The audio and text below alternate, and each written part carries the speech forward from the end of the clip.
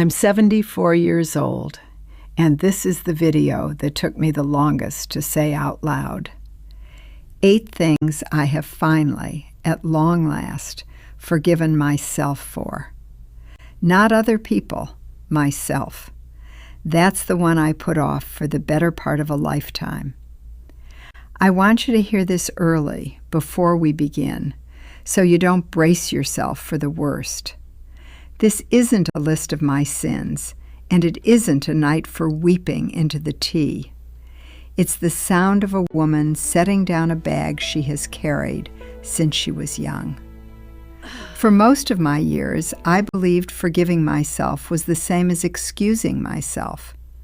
I thought if I let the guilt go, it meant I was pretending the wrong never happened. So I held on. I kept every mistake sharp and close, the way you keep a splinter in. I thought the aching was a kind of honor. I thought the guilt made me a better woman. It did not. It only made me a tired one, apologizing in my sleep for things long gone. Let me tell you who I am first, so you know these words were paid for in full. I'm not a doctor. I'm not a counselor. I never studied a single thing about the heart. I'm a woman who married young, raised 2 children, lost a husband, and kept the kettle on. I worked in a laundry and then a school office, and my back remembers every year of it. My knees complain when the weather turns, and I read the small print with a glass now. I've been a bride, a mother, a widow, and a woman who couldn't quite meet her own eyes. So I'm not speaking down to you from some high, clean place. I'm right there beside you. Everything I'm about to tell you, I wish someone had told me back when I was 40. Here is the thing I got wrong and carried wrong for close to 50 years of my life. I believed a good woman feels bad about her failures for as long as she draws breath. That guilt was the rent I owed for every person I had ever disappointed along the way. My mother lived that way, punishing herself quietly at the sink till the day she died. And I learned it from her the way you learn an accent without ever once deciding to. So I kept my own little courtroom going, day and night, and I was always the guilty one. The verdict never changed. The sentence never ended. I just served it, year after year. But here is what I know now, at 74, that I would give anything to have known sooner. Forgiving yourself is not the same as saying it didn't matter, or that it wasn't wrong. It's not letting yourself off. It's setting the weight down so your hands are free for today. You can know a thing was wrong and grieve it, and still stop beating the one who did it, especially when the one who did it was a frightened young woman doing her best in the dark. That young woman was me. And tonight, at last, I'm going to be gentle with her. I'm going to walk through the 8 things, one by one, and lay each of them to rest. Some of them may be yours too. If they are, walk through them with me, slowly, in the quiet. Take the ones that fit. Leave the rest here on the table between us. There is no rush at all. Pour yourself something warm, sweetheart, and settle in. This is a slow conversation. I've waited a long while to have it. I'm glad, more than I can say, that you're here. The first thing I forgave myself for was the words I never said to my mother. She was dying in a narrow bed by the window, and I was 39 years old. There was so much between us. Years of small hurts, and a love neither of us had named. I sat with her every evening those last weeks, holding a hand gone light as a leaf, and every evening I meant to say it. I love you. I forgive you. Thank you for all of it. The words would climb up into my throat and sit there, and I would swallow them back down. I told myself there would be time. Tomorrow, when she was stronger, I would find them. And then one gray morning there was no tomorrow left, and the room had gone very still. I walked out of that room with all of those words still locked away inside my chest. And I carried them, unspoken, for 35 years, like stones sewn into the hem of my coat. I called myself cold. I called myself a coward. What kind of daughter freezes like that? It took me most of my life to understand what was truly happening in that quiet room. It wasn't coldness that stopped my mouth. It was a love so big that I was afraid of it. I was afraid that if I started, I would break, and I did not know how to break back then. The girl in that chair wasn't heartless. She was terrified and doing the best she could. So I've forgiven her at last, that frightened daughter who couldn't get the words out. And I've learned to say the words now to the living while they can still hear me say them. I tell my children I love them so often they laugh at me. Let them laugh. I'm not waiting. If there are words sitting in your throat tonight, don't sew them into a coat. Say them. The second thing I forgave myself for was the marriage I stayed in far too long. I married at 19 in a borrowed dress, sure that love was a thing that always lasted. And for a while it did. And then, somewhere in the middle years, it went quiet on us both. Not cruel, not violent, just two people in a cooling house, passing like polite strangers. We slept back to back. We talked about the bills, the children, and almost nothing else. I was lonely in that marriage in a way I've never once been lonely living alone since. And I stayed. I stayed through the silence, the distance, the years that ran together gray. Part of me stayed for the children, part for the church, part because I was afraid. And a hard little part of me stayed because I didn't believe I deserved anything better. For a long time afterward, I was so angry at myself for all of those wasted, quiet years. Why didn't I speak up? Why didn't I fight for us or ask for more than the crumbs I got? I called those decades a failure, a waste, a life half-lived in a house without any warmth. But I've come to see that woman with far softer eyes than I used to, here near the end. She was doing what she had been taught a good wife does. She kept her promise in the dark. She held a whole family together with both hands, while her own heart went hungry and unseen.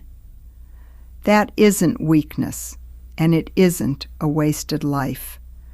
That is a kind of quiet, stubborn courage.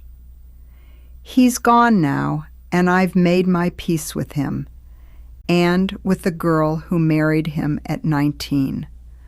I don't wish those years away anymore. They gave me my children, and they taught me my strength. If you stayed somewhere too long, don't hate the woman who stayed. She was only surviving. The third thing I forgave myself for was the strictness I mistook for love. I was a hard mother, especially on my daughter, and I told myself it was for her own good.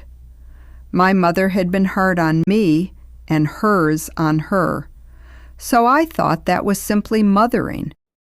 I corrected far more than I comforted. I saw the crooked hem before I saw the happy face. When she brought home good marks, I asked why they weren't better. I thought I was helping. I rarely raised a hand, but I could freeze the room with a look, and she learned to be careful. She grew up quiet and watchful, always reading my weather before she dared to speak. I thought I was raising her strong. I was teaching her that love came with a cold edge to it. There was a day she was grown, and she flinched when I reached over to fix her collar. She flinched from my hand, and in that small flinch I saw 30 years of my mistake. I had wanted to guard her from a hard world, and I had made her own home hard instead. I grieved that for a long time. What kind of mother makes her own child brace like that? But I've forgiven the woman I was, because I finally saw where the coldness had come from. I was pouring out exactly what had been poured into me, never once questioning the jug. I didn't know softness was allowed. No one had been soft with me, so how was I to know? When I understood that, I did the only thing left to do. I went to my daughter and said it.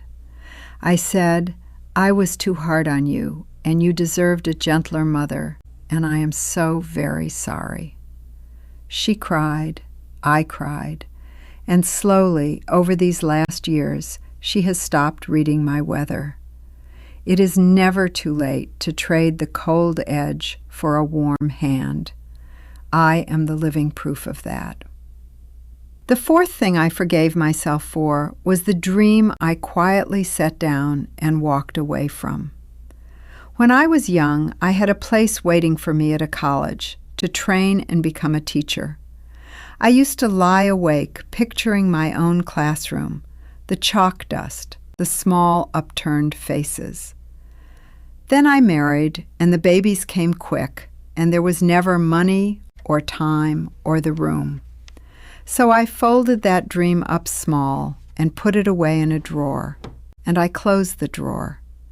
And for years, whenever I passed a school at the end of the day, something in me would ache. I told myself I had thrown my one gift away, that I'd been a coward, that I'd wasted it. I'd watch other women with their careers and think, that could have been me, if only. The if only is a cruel companion. It walks beside you and names every road you never took. But I've forgiven the young mother who closed that drawer, for I see now what she chose. She didn't throw the gift away. She spent it every single day on the two in her kitchen. She taught them their letters, their manners, to be kind, to tie a shoe. That was teaching. The classroom was smaller than the one I had dreamed, but the lessons in it lasted longer. And a life does not stop offering you things just because you are old and gray now. 2 years ago, I started reading stories to the little ones at the library on Wednesdays. 72 years old, with a picture book on my knee and a ring of children at my feet. The dream didn't die in that drawer. It just waited, patient, for me to open it again. Whatever you set down when you were young may still be there. Go and look. It's not too late. The fifth thing I forgave myself for was all the times I was there, but not really there. When my children were small, I was forever busy, my hands deep in the wash or the dough, and they would tug at my apron and say, "Mama, look! Mama, watch me! Mama, come and see!" And too often I said, "In a minute, not now. When I've finished, when I have half a moment." The minute never came. The washing was endless. The moment I kept promising kept moving off. My son once built a whole little town out of blocks and waited all afternoon to show me. And I glanced at it over my shoulder, said, "Lovely," and turned straight back to the pan. I can still see his small face falling, just a little, before he took the town apart again. That look has cost me more sleep than almost anything else in my long life, I think. I thought love was all the doing, the clean clothes, the hot meals, the scrubbed floors. And it was, in part, but children don't remember a clean floor. They remember your eyes on them. For years I flogged myself for every look I didn't give, every game I was too tired to play. Then I forgave that drowning young woman, once I finally counted up all she was carrying.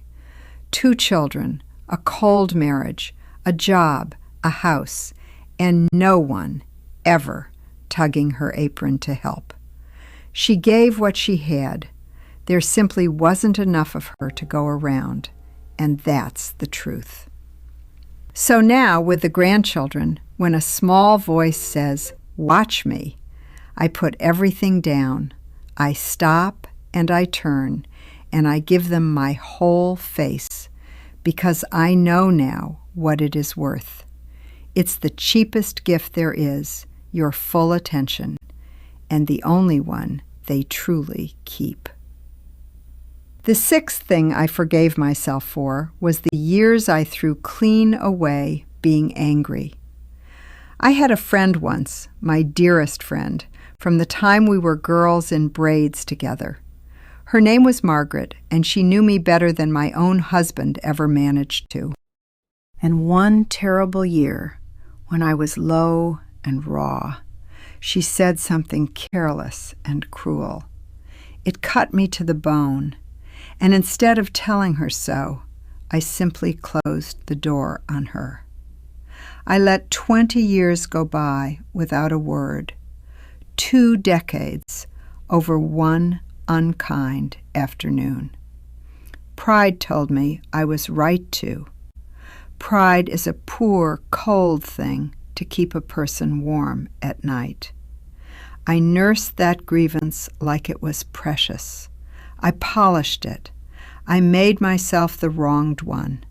And all the while, my oldest friend was growing old across town, without me in her days.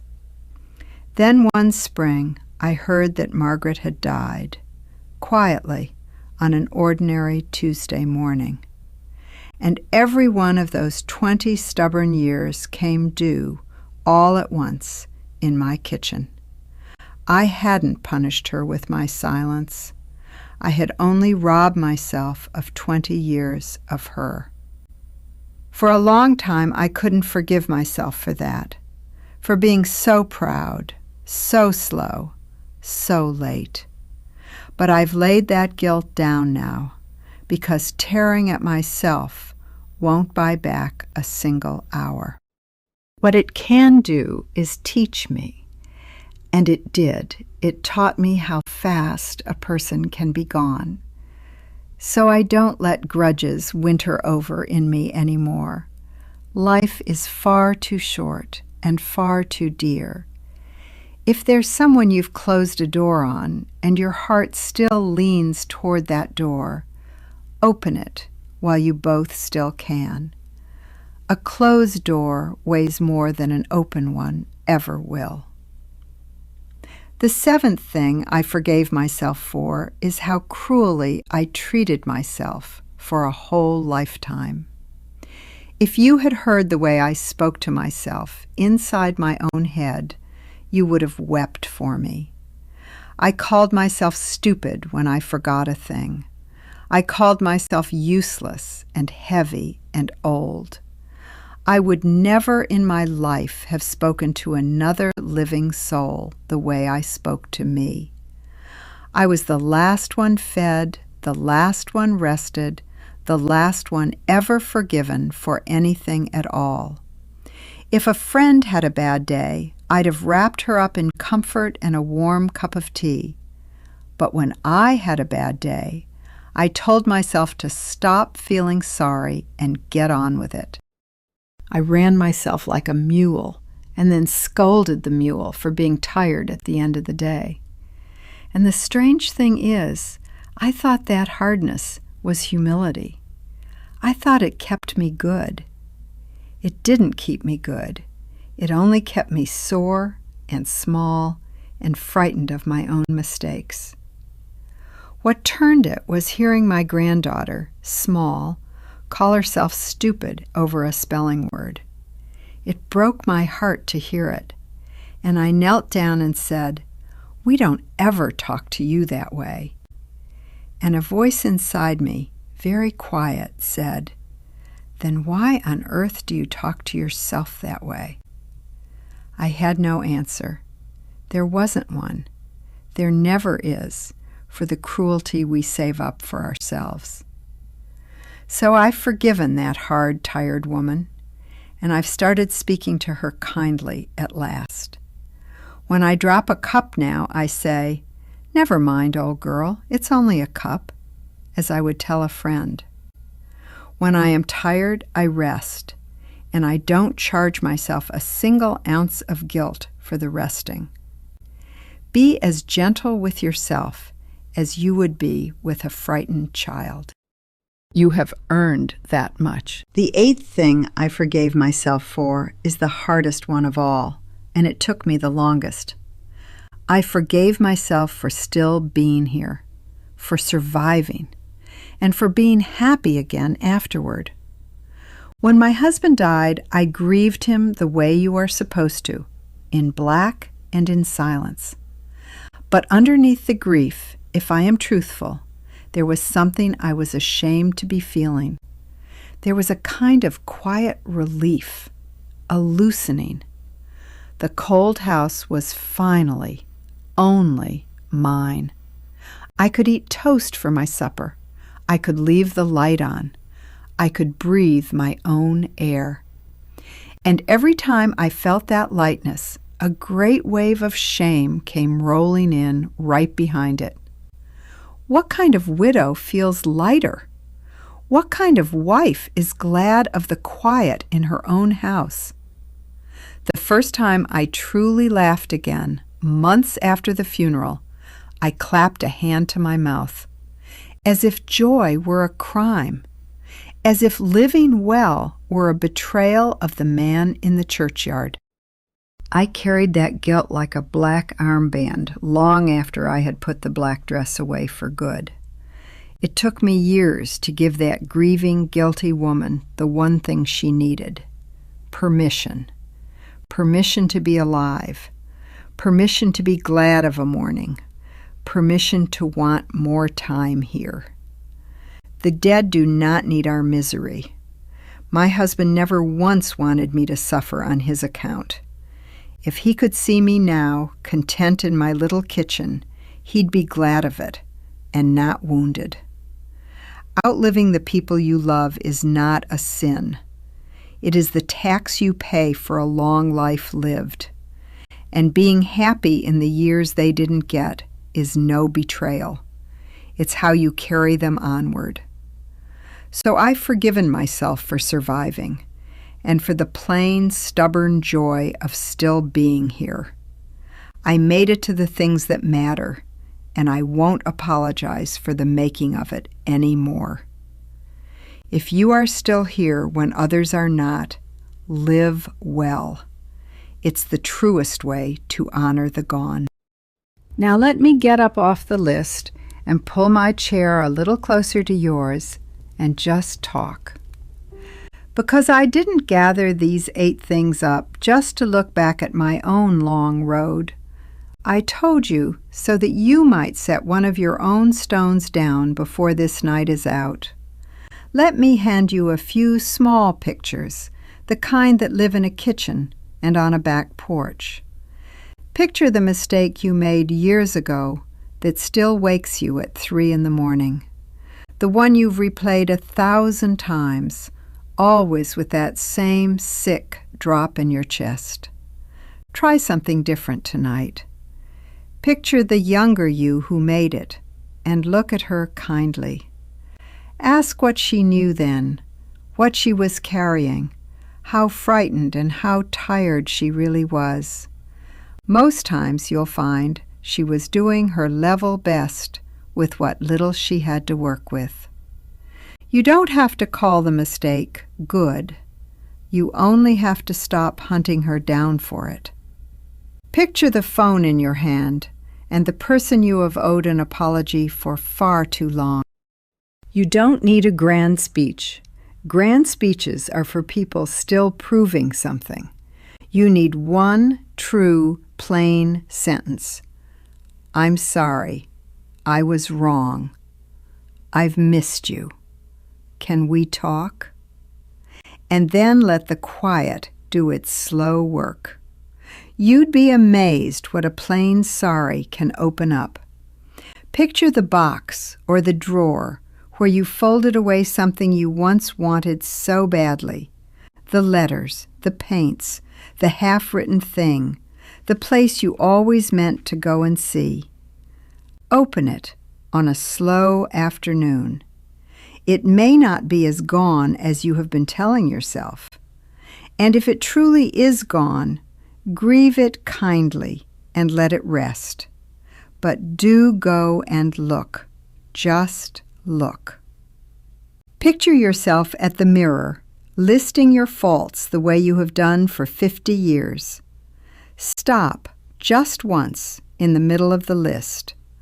Look at that face as you'd look at a dear friend's. Say one warm thing to her, only one. It will feel like a lie the first time. Say it anyway. The kindness gets truer with practice, the way any language does once you finally speak it. People ask me sometimes, what would you say to your younger self if she could hear you? And I always answer the same. I'd sit that worn-out 40-year-old woman down at my table. I'd pour her a cup and take her restless, cracked hands and hold them till they went still. I'd say, "You are not the sum of the things you got wrong. You never were, not for a moment." I'd say, "That guilt you are carrying is not making you good. It is only making you tired. Set it down." Not to excuse yourself, to free your two hands for the ones who need them now. The child who wants you, the friend who misses you, the life still waiting to be lived out. I tell her the years ahead are kinder than the ones behind, if she will only let them be. I can't tell her any of it. She went on ahead of me, doing her best in the dark, as we do.